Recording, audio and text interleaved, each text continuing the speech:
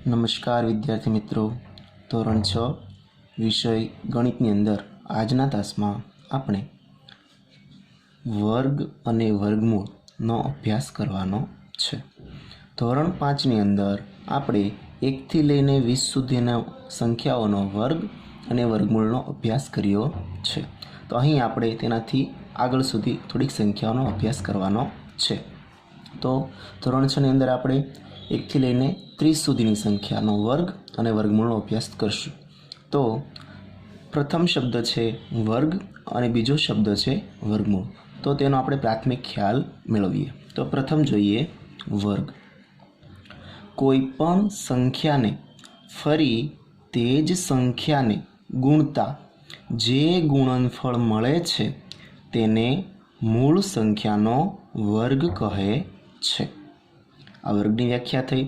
તો કોઈ પણ સંખ્યા, દાખલા તરીકે આપણે 2 લઈ લઈએ, તો 2 અને ફરી વખત તેની તે જ સંખ્યા એટલે 2 સાથે ગુણીએ તો 2 ગુણ્યા 2, તો જવાબ મળે છે 4. તો એ આપણને 2નો વર્ગ મળી ગયો 4. તેવી જ રીતે આગળ જોઈએ વર્ગમૂળ. કોઈ પણ પૂર્ણ વર્ગ સંખ્યાનો, પૂર્ણ વર્ગ સંખ્યા કોને કહીશું? કે જે સંખ્યા પોતે કોઈ સંખ્યાનો વર્ગ હોય. ફરીવાર, કોઈ પણ પૂર્ણ વર્ગ સંખ્યાનો એટલે કે આપેલી સંખ્યાનો વર્ગ હોય તેને તે સંખ્યાનું વર્ગમૂળ કહે છે. ઉપર આપણે જે ઉદાહરણ જોયું હતું 2નો વર્ગ 4 જોયો હતો, તો તેનું તે જ ઉદાહરણ ફરીવાર લઈએ. તો જ્યારે 4નું વર્ગમૂળ લેવામાં આવશે ત્યારે તેનું વર્ગમૂળ કેટલું મળશે આપણને? 2. એટલે કે વર્ગ અને વર્ગમૂળ, જો તમને વર્ગ આવડશે તો તેના પરથી તમે વર્ગમૂળ પણ મેળવી શકો છો. વર્ગમૂળને સંકેતમાં આપેલ નિશાની વડે દર્શાવાય છે. આ વર્ગમૂળનું નિશાની છે, નિશાની અથવા તો સંકેત.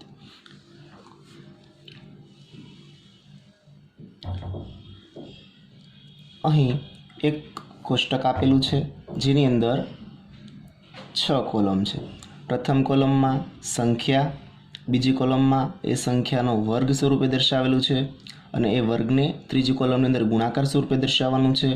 અને ગુણાકાર સ્વરૂપે આપણે જે વર્ગની કિંમત મળે છે એ આ ચોથી કોલમની અંદર દર્શાવવાનું છે.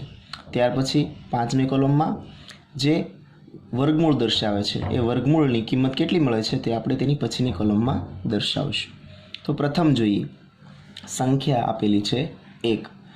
1નો વર્ગ તેવી રીતે વચાશે.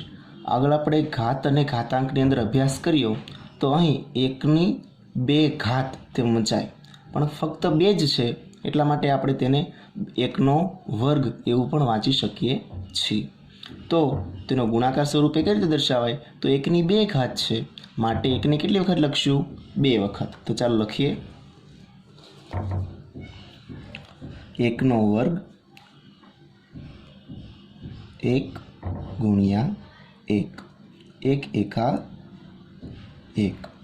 તેવી જ રીતે 1નું વર્ગમૂળ 1 જ થશે.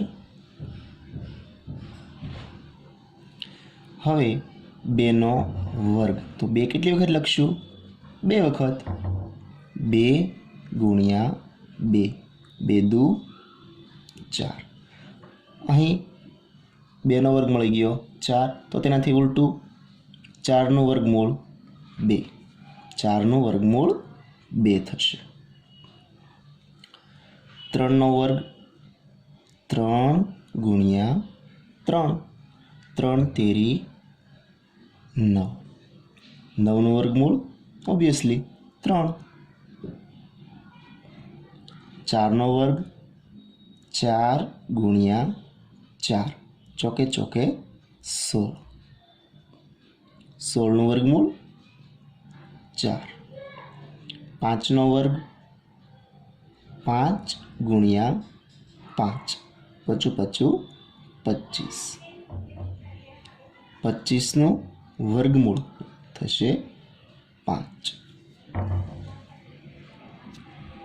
6નો વર્ગ 6 ગુણ્યા 6, 6 36, 36નું વર્ગમૂળ 6. 7નો વર્ગ 7 ગુણ્યા 7, 7 7 49, 49 वर्गमूळ 7। 8 वर्ग 8 गुणिया 8 अठियो 64। 64 वर्गमूळ 8। 9 वर्ग गुणाकार स्वरूपे 9 गुणिया 9 नेवे 81। 81 वर्गमूळ 9। 10 वर्ग 10 गुणिया 10 10 दाण 100। 100 वर्गमूळ 10। 11 वर्ग 11 गुणिया 11 121। 121 वर्गमूळ 11। 12 वर्ग 12 गुणिया 12 144। 144 वर्गमूळ 12 थशे। 13 वर्ग 13 गुणिया 13 13 गुणिया 13 करशुं जवाब मळशे 169। 169 वर्गमूळ 13 थशे। 14 वर्ग 14 गुणिया 14 14 वर्ग थशे 196। 196 वर्गमूळ 14। 15 वर्ग 15 गुणिया 15 225 थशे। 225 वर्गमूळ 15। 16 वर्ग 16 गुणिया 16 256। 256 वर्गमूळ 16।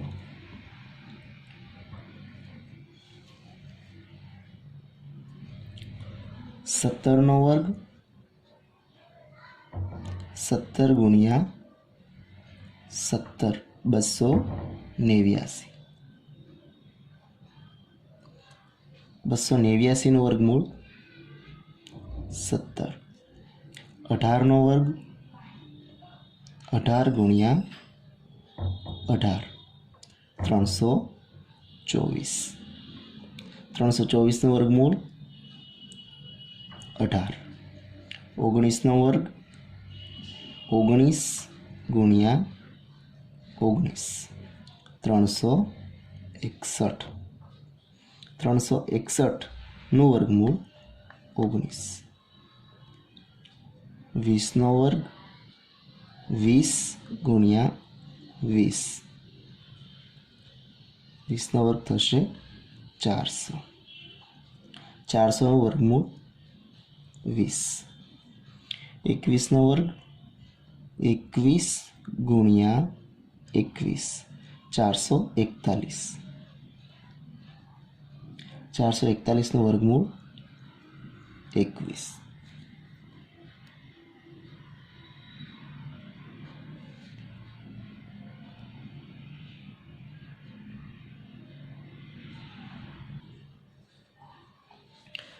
22 वर्ग 22 गुणिया 22 484। 484 वर्गमूळ 22। 23 वर्ग 23 गुणिया 23 529। 529 वर्गमूळ थशे 23। 24 वर्ग 24 गुणिया 24 576। 576 वर्गमूळ 24। 25 वर्ग 25 ગુણ્યા 25 625 625નું વર્ગમૂળ 25 થશે. 26નો વર્ગ 26 ગુણ્યા 26 676 676નો વર્ગમૂળ 26. 27નો વર્ગ 27 ગુણ્યા 27 729 729નું વર્ગમૂળ 27. 28નો વર્ગ 28 ગુણ્યા 28 28નો વર્ગ થશે 784 784નું વર્ગમૂળ 28. 29નો વર્ગ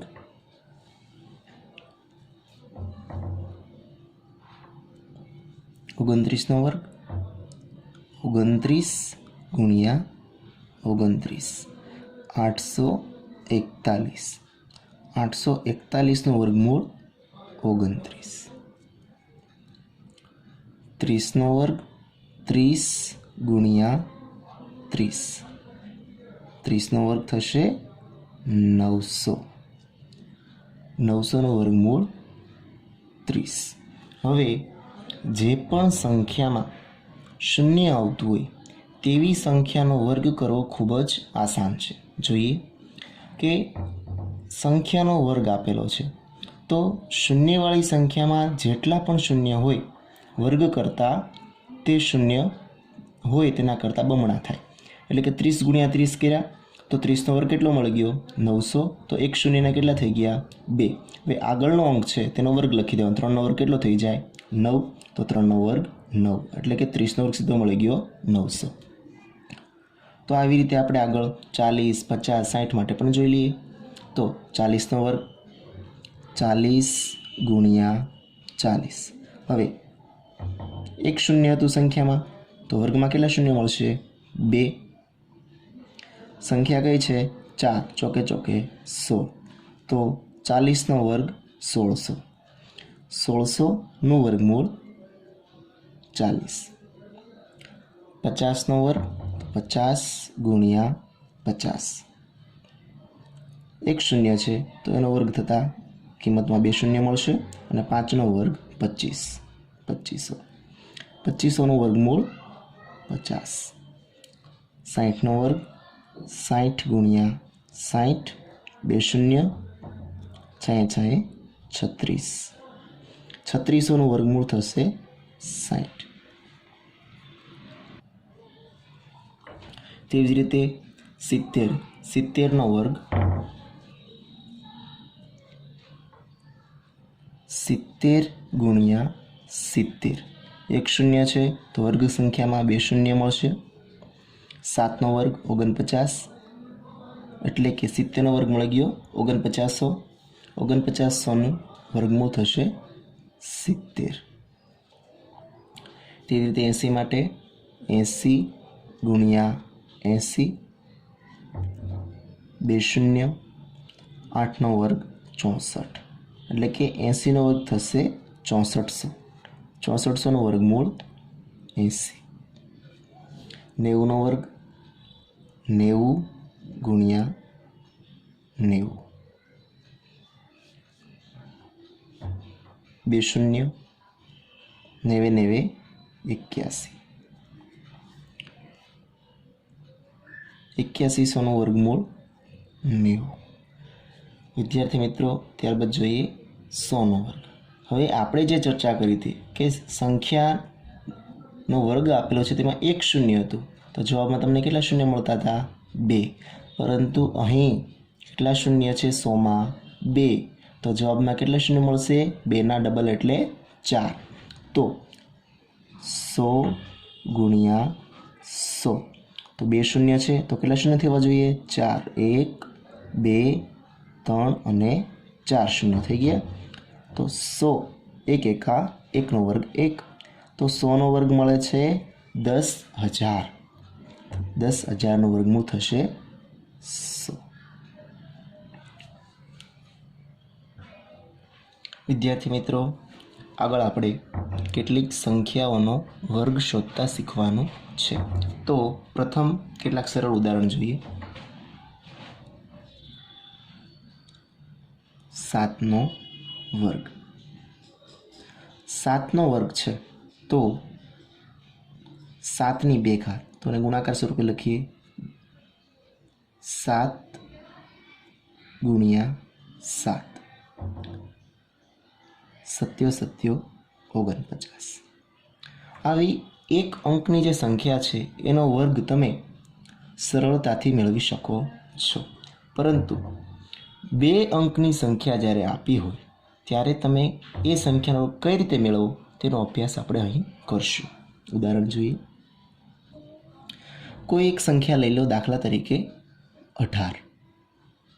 18નો વર્ગ મેળવવો છે તો 18ની 2 ઘાત છે તો આપણે 18 ગુણ્યા 18 એવી રીતે લખશું, બરાબર. પરંતુ ગુણાકાર કરવા તમે જશો તો ગુણાકારમાં તમને વધારે સમય લાગશે. એ રીતે પણ તમે કરી શકો છો, પરંતુ આપણે કંઈક અલગ રીતે કરવા માગીએ છીએ.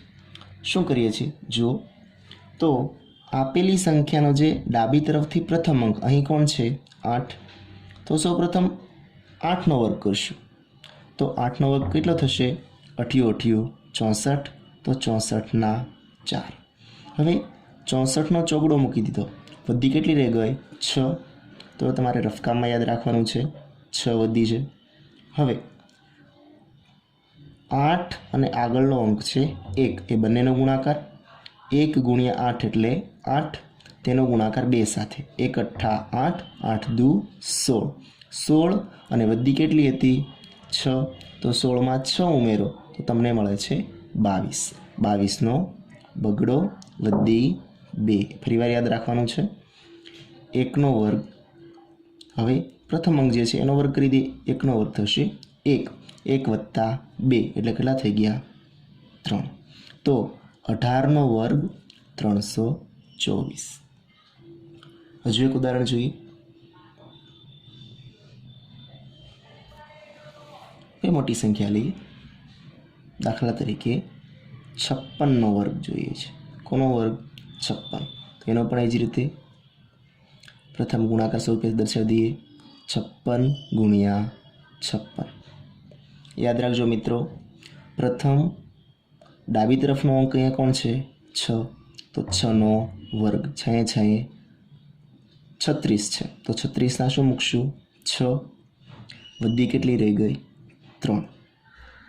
હવે પ્રથમ અંક તેની આગળનો અંક, બંને અંકનો ગુણાકાર 5 × 6 = 30, 30 ગુણ્યા 2, 30 × 2 = 60. 60 વત્તા વધી કેટલી હતી અહીંયા? 3, તો 60 ને 3 = 63. 63નો તગડો વધી 6. હવે કયો અંક બાકી રહી ગયો? પ્રથમ અંક આગળનો, 5નો વર્ગ 25, 25 + 6 થશે 31. તો તમને 56નો વર્ગ મળે છે 3136. 3136. આ જવાબ સાચો કે ખોટો એ તમને કન્ફ્યુઝન લાગતું હોય તો તમે 56 ગુણ્યા 56 એવી રીતે કરીને પણ જવાબ મેળવી શકો છો અને જવાબની સરખામણી કરી શકો છો. વિદ્યાર્થી મિત્રો, કેટલીક આવી સંખ્યાઓના ઉદાહરણ તમને PDF ફાઇલમાં મળશે, જે તમારી જાતે આવી રીતે ગુણાકાર સ્વરૂપે દર્શાવવાનું છે અને મૌખિક ગણતરી વડે જ વર્ગ મેળવવાનો છે. જો તમને કોઈ ડાઉટ લાગતો હોય તો જ આ ગુણાકાર સ્વરૂપે દર્શાવીને તેનો જવાબ મેળવી શકો છો.